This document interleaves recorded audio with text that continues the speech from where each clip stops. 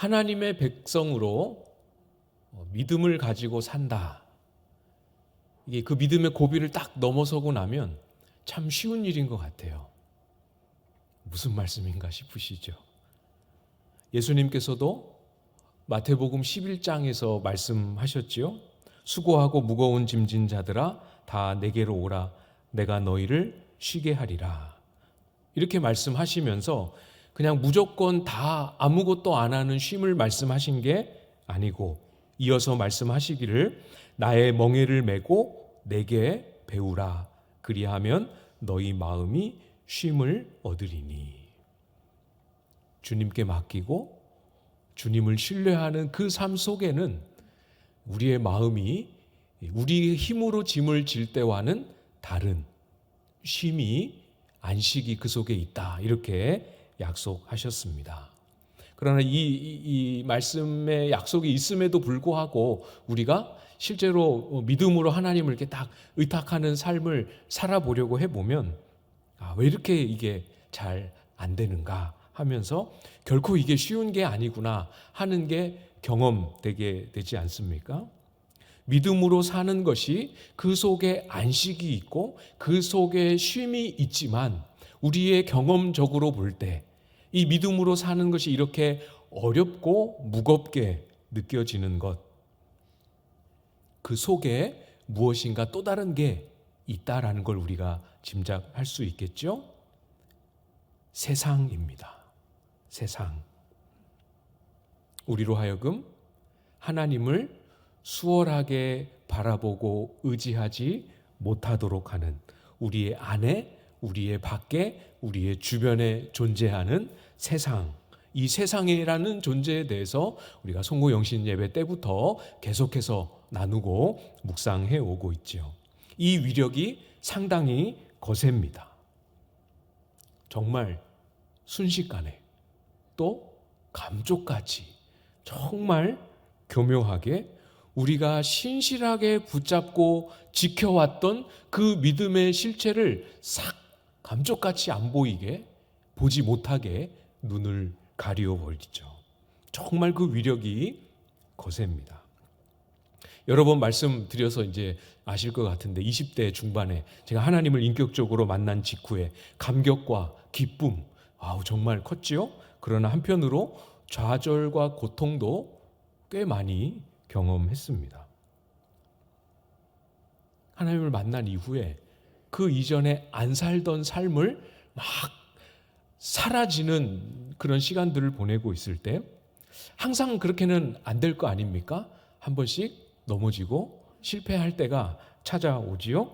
그럴 때 넘어지고 실패하는 순간을 딱 만났을 때 너무 힘들더라고요.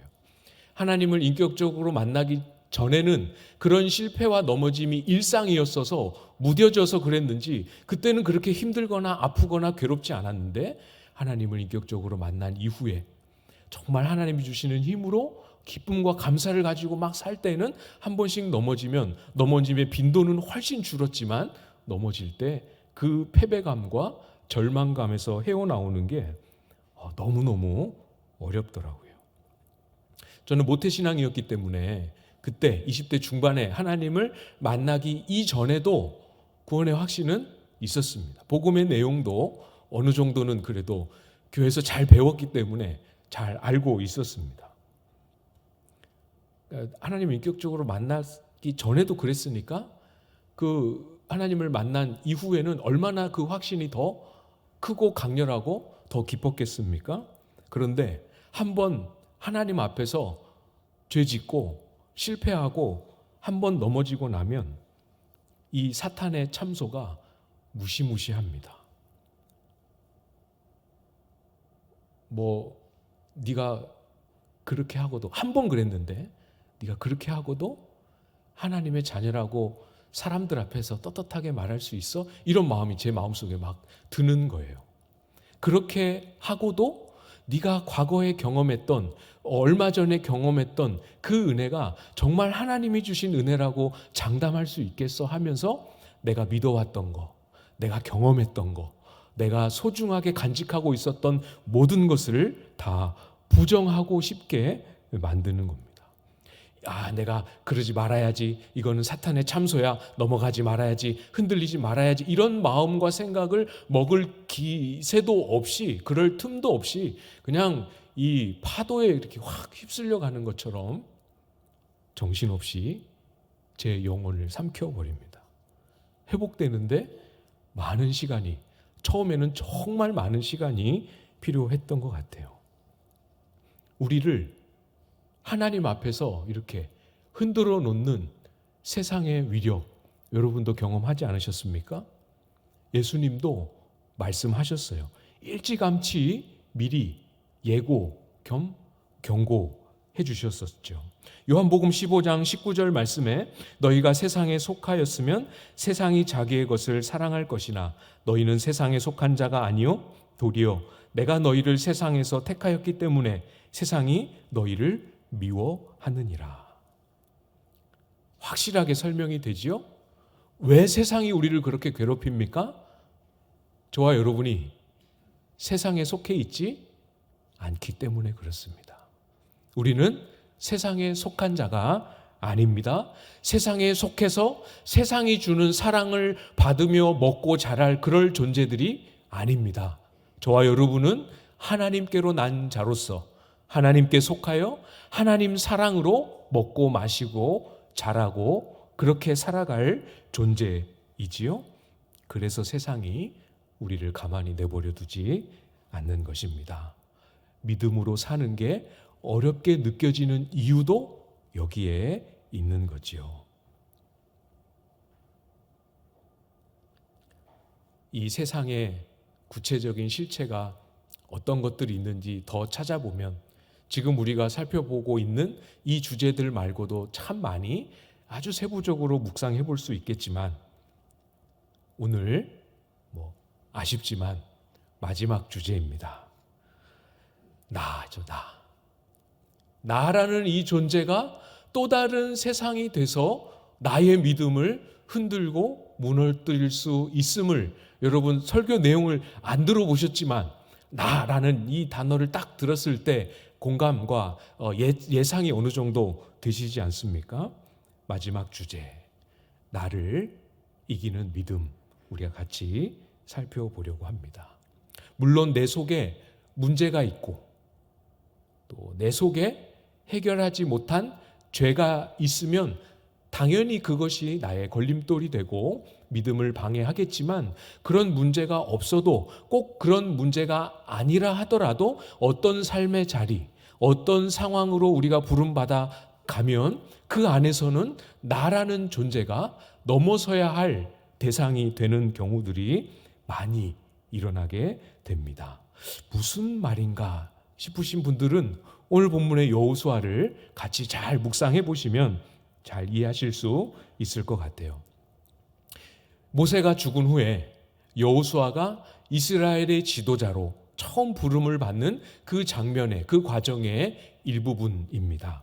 1절, 2절 말씀을 보시면 여호와의 종 모세가 죽은 후에 여호와께서 모세의 수종자 눈의 아들 여호수아에게 말씀하여 이르시되 내 종 모세가 죽었으니 이제 너는 이 모든 백성과 더불어 일어나 이 요단을 건너 내가 그들 곧 이스라엘 자손에게 주는 그 땅으로 가라. 하나님께서 여호수아에게 찾아오셨습니다. 그리고 말씀하십니다. 오늘 방금 읽은 이 1절, 2절 전체를 요약하면 크게 하나님께서 여호수아에게 말씀하시는 내용은 두 가지로 정리해 볼 수 있겠죠? 첫 번째는 뭘 말씀하시고자 하심입니까? 뭐죠? 모세가 죽었다. 이게 첫 번째 내용입니다. 두 번째 말씀하시고자 하셨던 내용은 무엇입니까? 그 땅으로 가라. 이 두 가지를 말씀하셨어요. 모세가 죽었으니까 네가 이스라엘과 함께 그 땅으로 가라 말씀하십니다. 그런데 여러분 잘 보십시오. 우리가 보기에는 이미 스토리의 결말을 다 압니다. 그렇기 때문에 우리가 보기에는 모세가 죽은 것과 여호수아에게 하나님이 찾아오신 것, 여호수아가 이스라엘과 함께 가나안 땅으로 들어가라는 부르심을 받는 게 자연스러워요. 그렇죠? 여기가 이상하게 느끼신 분들 한 분도 안 계시죠? 혹시 계십니까? 모세가 죽었는데 하나님 왜 여호수아를 찾아오시죠? 이렇게 생각하신 분 혹시 계십니까? 우리에게는 너무 익숙하고 당연합니다. 그러나 본문의 당사자인 여호수아에게도 당연했을까요? 이 시대 안에 들어있는, 이 동시대에 속해 있는 이 안에 이스라엘 백성들에게도 모세가 죽은 것과 여호수아를 찾아오신 것이 과연 당연하고 익숙한 것일까요? 조금만 더 본문을 자세히 보시겠습니까? 1절을 다시 한번 보시겠어요? 죽은 사람을 뭐라고 기록하고 있습니까? 여호와의 종 모세입니다. 죽은 사람은 누구라고요? 여호와의 종 모세. 그러면 여호와의 종 모세가 죽었습니다. 그러면 하나님은 누굴 찾아가셔야 됩니까? 또 다른 여호와의 종을 세우시거나 사사시대 사사를 이렇게 일으키셨던 것처럼 또 다른 어딘가에 하나님이 숨겨두시고 예비해 두셨던 그 여호와의 종을 불러내시거나 하는 게 마땅합니다. 그러나 지금 본문에서 하나님이 찾아가시고 하나님이 말씀하시는 대상을 성경은 어떻게 표현하고 있습니까? 모세의 수종자. 죽은 사람은 여호와의 종입니다. 하나님이 지금 부르시고 하나님이 찾아가고 있는 사람은 여호와의 종이 아닙니다. 모세의 종입니다. 자연스럽지 않습니다. 익숙한 것이 아닙니다. 여호수아는 지금 이 시점에서 모세의 빈자리를 채울 수 있는, 모세를 대체할 수 있는 그런 인물이 아닙니다. 2절도 보시겠어요? 가나안 땅으로 이스라엘을 이끌고 들어가라 말씀하십니다. 그리고 이유는 모세가 죽었기 때문이다 라고 말씀하시지요.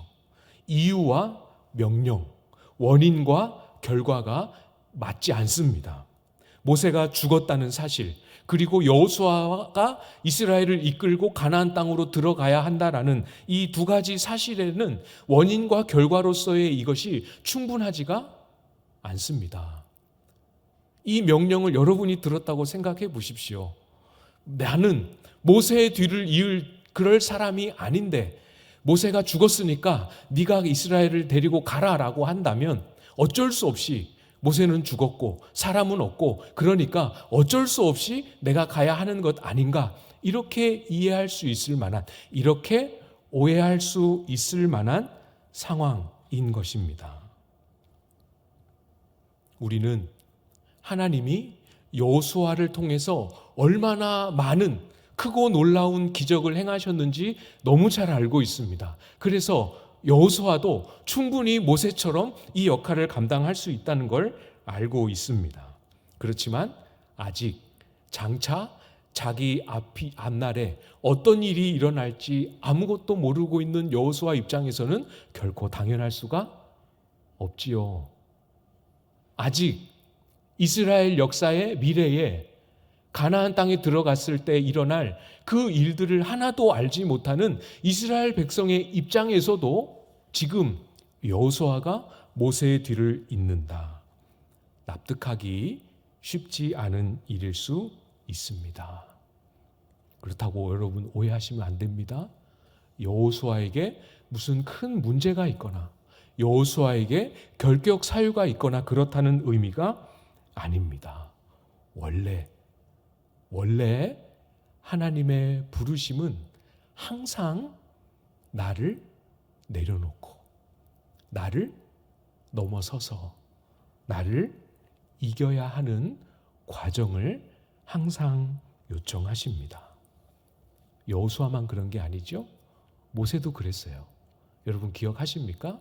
모세가 이스라엘의 처음 부름을 받았을 때 출애굽기 4장 10절에 보면 모세가 이렇게 하나님 앞에 고백하지요. 모세가 여호와께 아뢰되 오 주여 나는 본래 말을 잘하지 못하는 자니이다. 주께서 주의 종에게 명령하신 후에도 역시 그러하니 나는 입이 뻣뻣하고 혀가 둔한 자니이다. 모세가 부르시는 하나님 앞에 나는 그 부름을 감당할 수 없습니다 라고 대답하고 있는 내용이죠. 이 본문 이후에도 하나님이 설명해 주시고 이에 대한 답변을 주셨어도 모세는 수긍을 못합니다. 보낼 만한 자를 보내소서. 하나님의 부르심은 모세든 여호수아든 그 누구든 자신을 이기고 자신을 넘어서기를 요청합니다. 자기를 이겨야 하는 믿음, 이것이 필요한 것이죠. 어제 이렇게 말씀 중에 하나님이 저에게는 참 존경하는 목사님들 곁에서 부교육자로 사역할 수 있는 기회를 많이 주셨다. 그런 은혜를 참 많이 누렸다. 이렇게 말씀을 드리지 않았습니까? 많이 배웠습니다. 참. 곁에서 그분들이 기도하는 걸 지켜보았고 그분들이 어떻게 말씀을 붙잡고 계시는지, 어떻게 교회를 돌보고 어떻게 예배를 준비하며 어떻게 성도들 하나하나를 이렇게 살피고 섬기시는지를 제가 볼 수 있는 한, 어떻게 다 봤다라고 말하겠습니까? 볼 수 있는 한 최대한 보고 할 수 있는 한 최대한 배우고 따라 하려고 열심히 노력했었죠. 근데 가끔씩 이렇게 보면 이게 도저히 범접할 수 없는 그분의 이런 게 느껴질 때가 있어요. 이렇게 회의를 할 때 어떤 중요한 사안을 놓고 이제 의견을 이렇게 내고 하지 않습니까? 근데 이 똑같은 사안인데 도대체 이 같은 사안을 어떻게 저런 안목과 관점으로 보고 말씀하실 수 있을까? 정말 상상하지 못한 관점과 의견과 대안을 이렇게 한 번씩 이야기를 꺼내주시는 걸 들으면 정말 깜짝깜짝 놀랍니다. 열심히 받아들였죠. 그렇구나. 이런 거는 이렇게도 말하고 이렇게도 볼 수 있구나 하고 잘 정리해 놓았습니다. 제가 그분들 곁에서 그런 모습들과 그런 가르침을 지켜보고 배우고 시간을 보냈지요. 그러나 어느 날 갑자기 하루아침에 그분들의 옆에서 이렇게 오랜 시간 배웠으니까 이제 그분들처럼 해보십시오 하면 할 수 있겠습니까? 제가 많이 느낀 것 중에 하나는 연배가 저보다 높으시니까 제가 그 연배가 되어도 그렇게는 못하겠다는 걸 느낄 때가 참 많거든요. 두려운 일이죠. 이제 때가 됐으니까 그분들이 했던 것처럼 배운 그대로 그분들과 똑같이 해보라고 하면 두려운 일이죠. 못합니다. 내가 존경하는 마음이 클수록 두려운 마음도 크지 않겠습니까? 마냥 그분 곁에서 마냥 부교육자로만 지낸다면 그냥 존경하는 마음, 또 나는 그렇게 못하지 하고 두려운 마음으로 홀가분하게 계속 배우기만 하면 괜찮을지 모르겠습니다. 그러나 저의 부름은 거기에 있는 게 아니잖아요.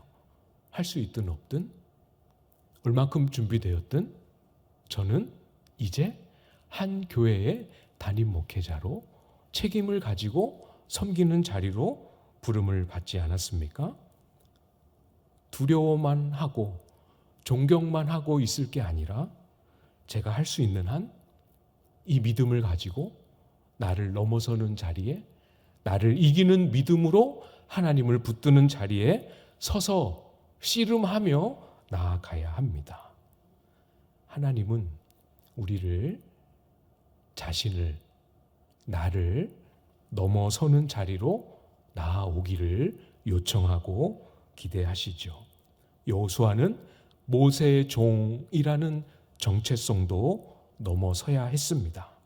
모세만큼 하나님을 대면하여 알지 못했다라는 그런 자신의 한계도 넘어서야 했습니다. 모세처럼 그 수많은 기적, 모세처럼 그 수많은 하나님의 일하심을 나타내는 그런 경험도 아직 가지지 못했다는 부족도 여호수아는 넘어서야 했습니다. 여호수아 같은 사람도 하나님 앞에서는 자신을 넘어서야 하는 것이죠. 우리라고 뭐가 다르겠습니까? 더 말할 필요가 없겠지요. 나를 넘어서고 나를 이기는 믿음, 과연 어떤 믿음이어야 하겠습니까? 막연하게 여호수아니까 그렇게 할 수 있었겠지, 이것이 아닙니다. 본문은 여호수아가 두려움을 느끼지 않도록 두려워하지 말라라는 말씀이 나오지 않습니까? 여호수아가 두려움을 덜 느끼도록 여호수아에게 이 맞닥뜨려져 있는 현실을 감추거나 완화시켜서 말씀하지 않습니다. 오히려 한마디 한마디 그 말씀 한 단어 한 단어가 자신의 현실, 자신의 한계, 자신이 넘어서야 하고 극복해야 할 지점이 무엇인지를 정확하게 꼬집어서 말씀해 주고 있으시지요. 감추는 것으로, 덮어두는 것으로 안 됩니다.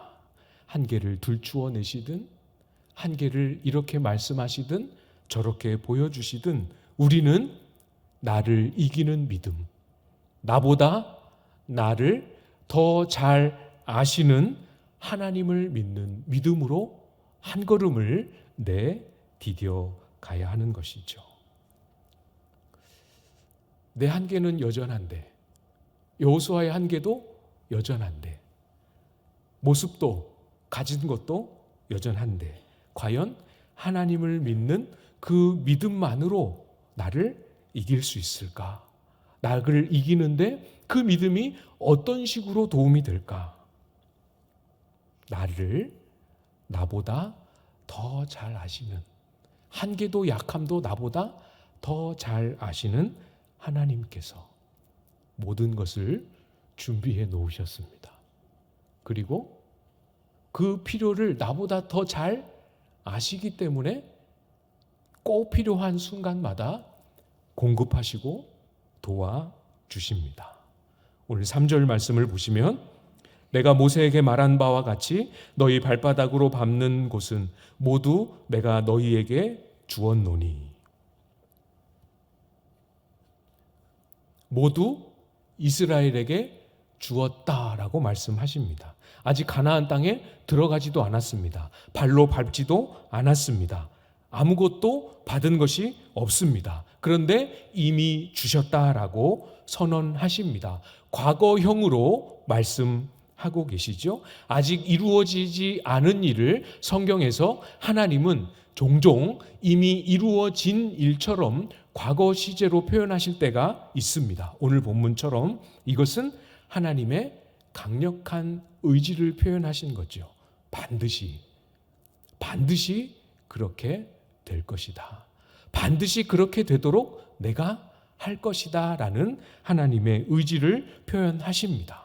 뿐만 아니라 단순히 꼭 해줄게 라는 장담만의 의미가 있는 것이 아니라 이스라엘의 시간의 한계 속에는 아직 주어진 일이 아니지만 이 시간을 초월해 계시는 하나님께는 이미 이스라엘에게 다 준 거나 다름없고 이스라엘이 이미 다 소유한 거나 다름없도록 하나님은 이미 하실 일을 다 해 놓으셨다라는 의미가 담겨 있는 거지요.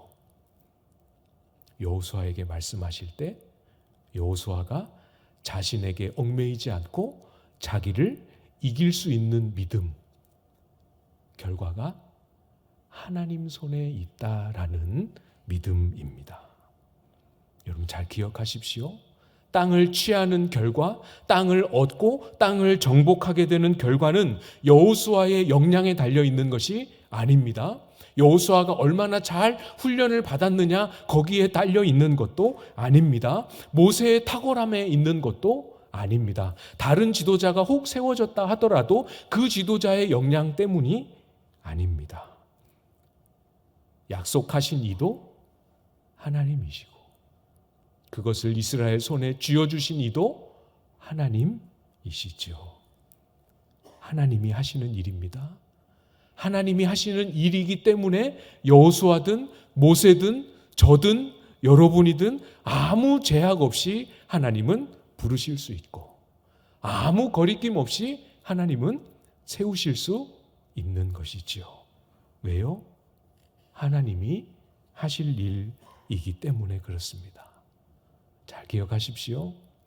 하나님이 하십니다. 믿으십니까, 여러분? 정말로 하나님이 하실 것을 정말 믿으십니까?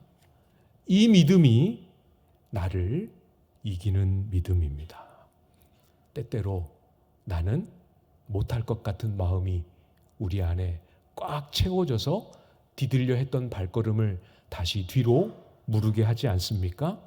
하나님이 하신다라는 이 믿음이 우리 속에 살아있으면 할 수 없을 것 같은 나, 자신 없는 나, 한계와 부족 투성이인 나, 하나님이 하심을 믿을 때 이길 수 있지요.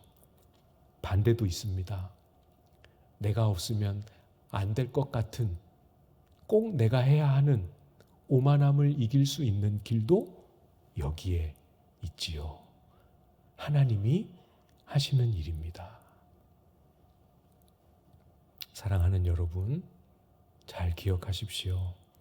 하나님이 하십니다. 나보다 나를 더 잘 아시고, 여러분보다, 저보다 여러분이 우리 교회를 더 잘 아시잖아요. 여러분보다도 광안제일교회를 더 잘 아시는 하나님께서 하십니다.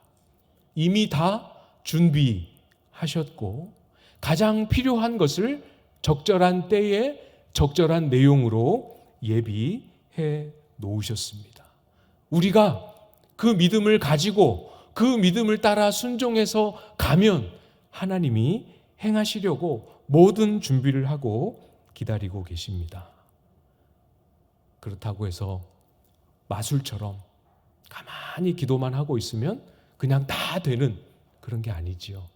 하나님이 반드시 그 땅을 얻게 하시겠다 하실 때에는 마술처럼 결과만 뿅 하고 주시는 것이 아니고 그 과정의 믿음의 흔들림, 그 과정의 믿음을 쓰는 수고와 애씀, 그 모든 과정을 하나님이 책임져 주십니다.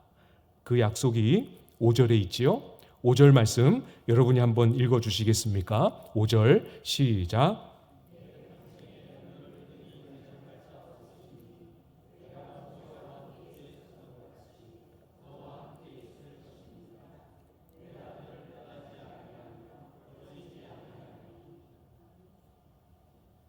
여호수아에 맞설 사람이 없을 만큼 그와 함께 하시겠다 약속하십니다. 더 놀라운 것은 모세와 함께 하셨던 것과 같이 너와 여호수아와 함께 있을 것을 약속하십니다. 이제 여호수아는 이 약속의 말씀을 따라서 한 걸음 한 걸음 자신을 넘어서고 있지요. 여호수아의 정체성 무엇이었습니까?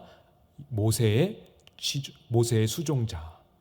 여호수아의 정체성, 여호수아가 가지고 있었던 한계, 여호수아의 역량, 이 모든 것을 넘어서서 하나님이 모세와 함께 하셨던 것과 같이 그것처럼 그것과 똑같이 여호수아와 함께 하시겠다라고 약속하시는 거죠. 모세와 같은 사람, 그런 역량을 가진 사람으로 만드시겠다라는 말씀이 아닙니다. 모세가 하나님의 사람으로 쓰임 받을 수 있었던 그 핵심을, 그 본질을 여호수아에게도 주시겠다라는 약속이지요. 여러분, 1절부터 6절까지 굉장히 긴 내용으로 하나님께서 여호수아에게 말씀을 주십니다. 이 긴 내용 중에 명령, 여호수아를 향한 명령은 하나밖에 없습니다. 그 땅으로 가라. 명령은 이거 하나밖에 없습니다. 나머지 그럼 다 뭡니까? 1절부터 6절까지 내용 중에 나머지는 다 무엇입니까? 가라는 명령 하나를 주시고 그 가라는 명령 하나에 순종할 수 있도록 모든 필요한 것을 하나님이 다 준비하시고 예비하시고 책임지시겠다라는 약속이지요.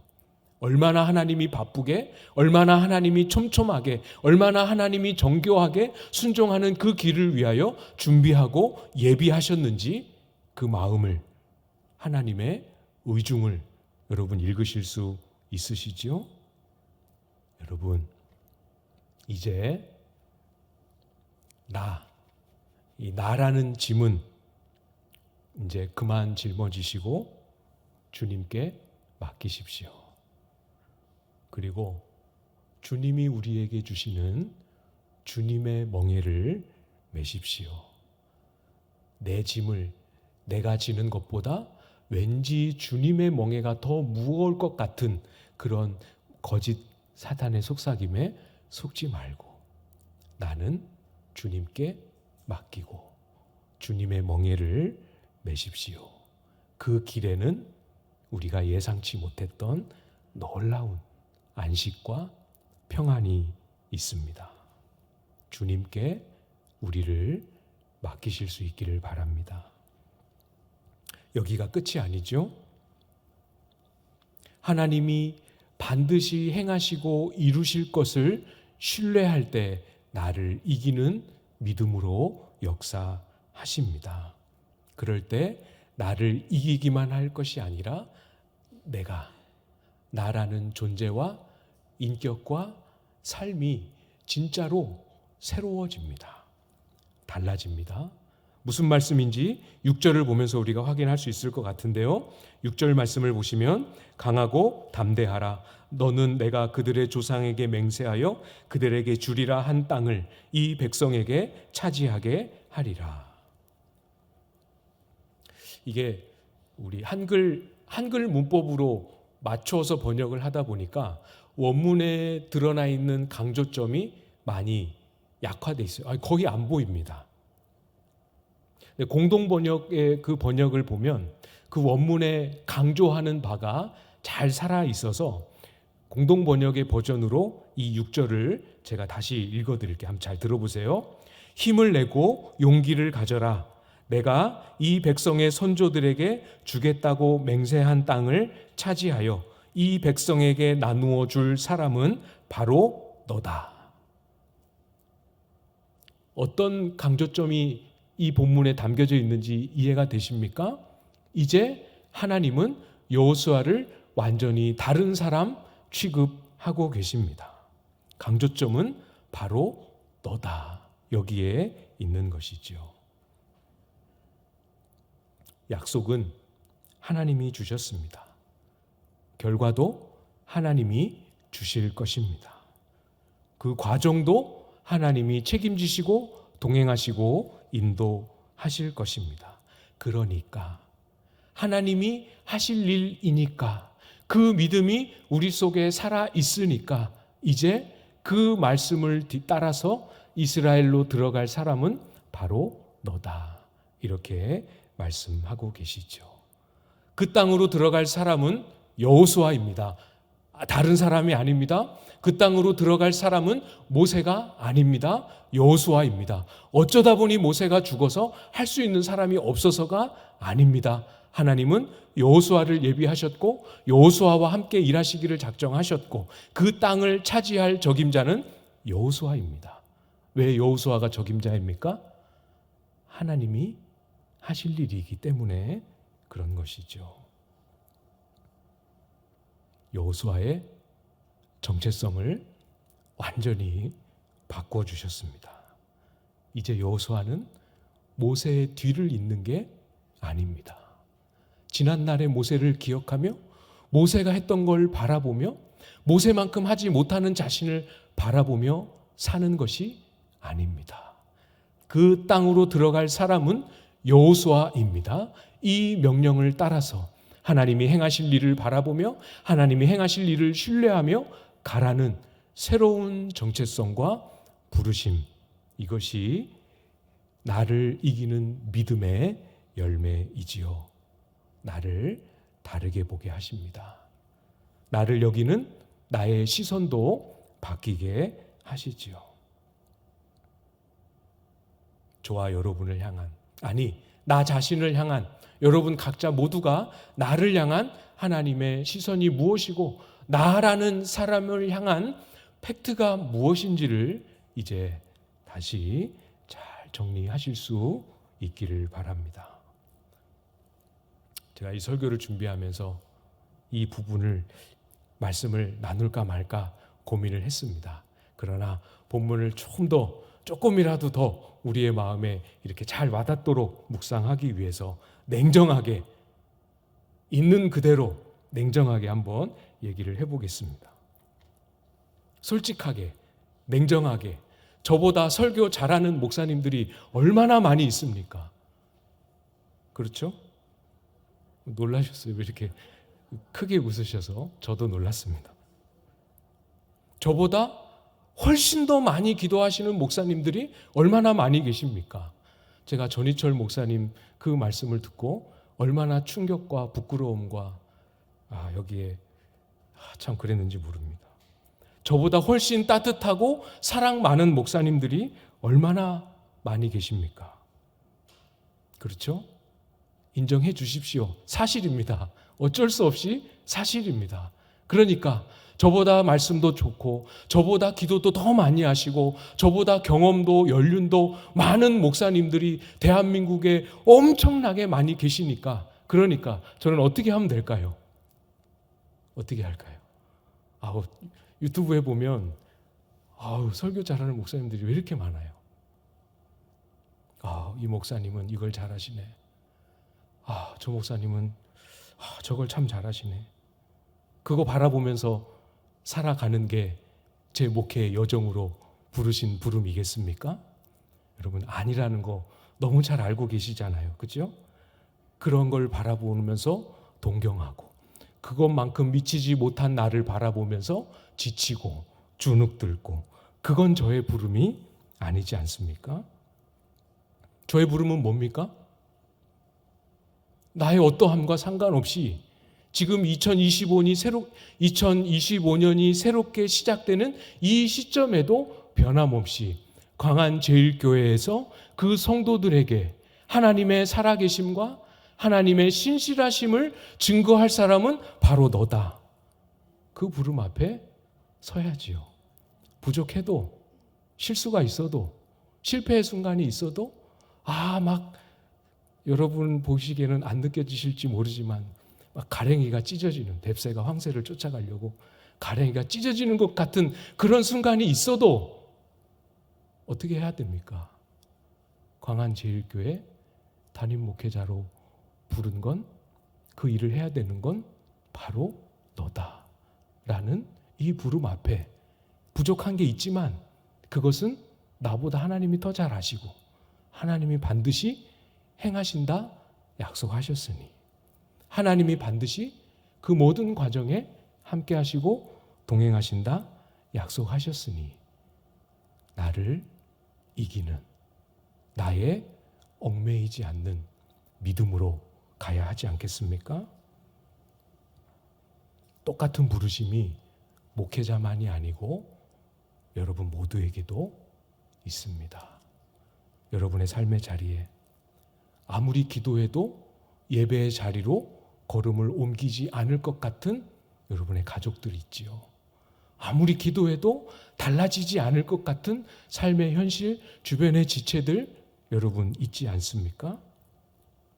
그러나 내가 기도가 부족하고 내가 참을성도 부족하고 내가 사랑도 부족하고 부족한 게 많지만 지금 그 남편을, 지금 그 자녀, 손주, 가정들을 위해서 울어주고 기다려주고 눈물을 흘리며 기도해 줄 사람은 바로 너다라고 주님께서 말씀하십니다.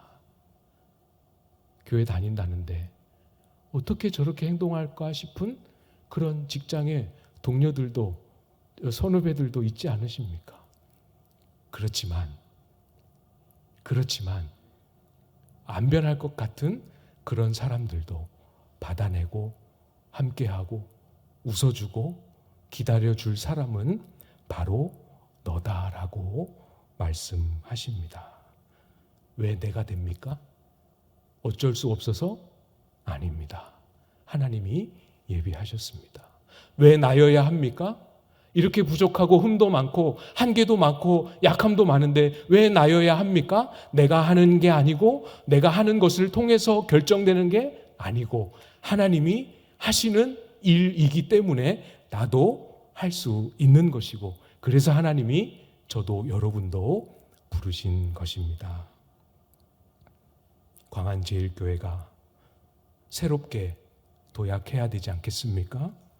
그 일에 이름도 없이 빛도 없이 누가 알아주지도 않고 누가 칭찬해 주지도 않아도 그 한 알에 썩어지는 밀알처럼 그냥 그렇게 위에서 기도하고 눈물 흘리는 그 자리에 설 사람은 바로 너다 라고 제가 여러분 모두를 다 쳐다보려고 했는데 바로 너다, 여러분이다 라고 말씀하십니다. 왜 나인지 기억하십시오. 내가 여기 교회 오래 있어서도 아니고, 내가 다른 사람보다 기도를 더 많이 해서도 아니고, 다른 사람보다 은사가 많아서도 아니고, 다른 사람보다 성경을 많이 읽어서도 아니고, 나여야 하는 이유는 하나님이 아시고, 하나님이 준비하시고, 하나님이 행하실 것이기 때문인 것을 기억하고, 나를 이기는 믿음으로 나의 얽매이지 아니하며 주님께서 맡기신 우리의 삶의 자리를 감당해내는 저와 여러분들 다 되실 수 있기를 주님의 이름으로 축복합니다.